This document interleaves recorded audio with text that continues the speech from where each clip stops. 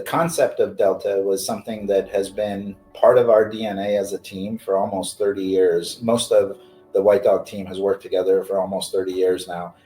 We always took this Kaizen or Lean Six Sigma approach to the way we looked at operations and productization and all that.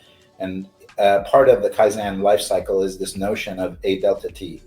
What are the actuals, how you're operating today? What's the theoretical place you want to be? And what's the delta or the gap between those two things? And that delta is always the delta Greek symbol. So we had an epiphany as a team that the delta symbol is literally talking about what we're trying to do. We're trying to close the security gaps across the minefield of threat vectors. And we feel that there's 5 layers of security in our maturity model, starting with email. 93% of the attacks start in email, largest threat vector. DNS, 80% of malware needs DNS to function.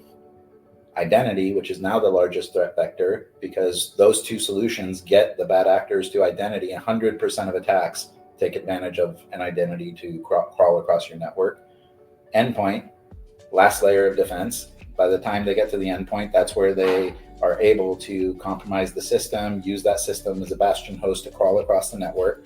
And network, which if there is not proper network security and visibility, they're going to crawl across your network and move laterally throughout your systems. So those 5 layers are what we use for our security maturity model.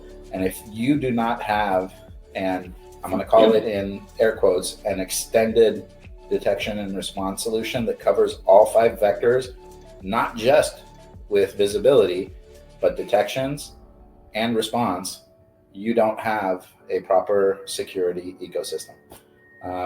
And if you think about what I just said, at a minimum, that's 5 different technologies. So a single vendor can't solve that problem.